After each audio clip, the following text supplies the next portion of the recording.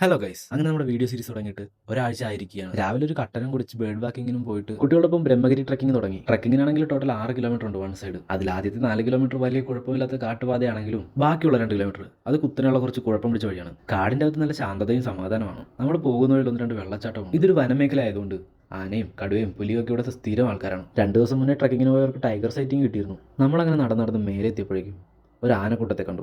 ഉച്ചവെയിൽ ഉച്ചക്കടിക്കുന്നുണ്ടായിരുന്നെങ്കിൽ കൂടിയും കാറ്റുള്ളത് കൊണ്ട് വലിയ ചൂടൊന്നും തോന്നിയില്ല. മലയുടെ മേളിൽ നിന്ന് താഴ്വരകളും മറ്റു മലകൾ കാണാനും നല്ല ഭംഗിയാണ്. ആ വഴി പോലെ കാണുന്നതാണ് ഫയർ ലൈൻ. അതിൻ്റെ അപ്പുറം കർണാടകയാണ്. പിന്നെ അവിടെ കുറേ നേരം ഇരുന്ന് ഫോട്ടോസും വീഡിയോസും ഒക്കെ എടുത്ത് കൊണ്ടുവന്ന ഫുഡും കഴിച്ച് സംസാരിച്ച് അങ്ങനെ ഇരുന്നു. നമ്മുടെ കുറുമേട്ടൻ ആൾ നല്ല എക്സ്പീരിയൻസ് ഉള്ള ഒരു ഗൈഡ് കൂടിയാണ് കേട്ടോ. ഇവന്മാരും ഗൈഡുമാരാണ്. ടൂറിസ്റ്റുകൾ കൂടുതലുള്ള ദിവസം ഇവന്മാർ ഇവിടെ ഉണ്ടാകും. രാവിലെ 8 മണിക്ക് തുടങ്ങി ട്രക്കിംഗ് കഴിഞ്ഞ് തിരിച്ചെത്തിയപ്പോൾ വൈകിട്ട് ഏകദേശം 3 മണിയാകാറായി. പിന്നെ സന്ധ്യ ആറായപ്പോൾ ഞാനും ശിവലിയും കൂടി അപ്പപ്പാറ വരെ ഒന്ന് പോയി. നല്ല സ്ഥലം. എൻ്റെ ഒരു ഫ്രണ്ട് പറഞ്ഞ പോലെ വയനാട് വിത്ത് പാലക്കാടിന് എസ്തറ്റിക്സ്. വയനാട്ടിൽ നിന്ന് ഞാൻ നേരെ പോയത് മംഗലാപുരത്തേക്കാണ്. മംഗലാപുരം ഹാർബർ അത് വേറൊരു യൂണിവേഴ്സ് തന്നെയാണ്.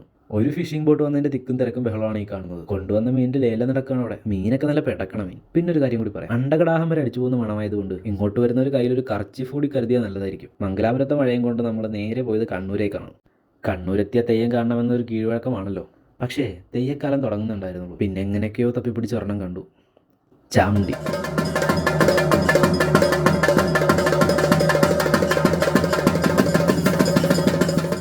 എവിടെ നിന്നാ അടി പറഞ്ഞെന്ന് നോക്കിക്കൊണ്ടാണ് ഞാൻ വീഡിയോ എടുത്തത്.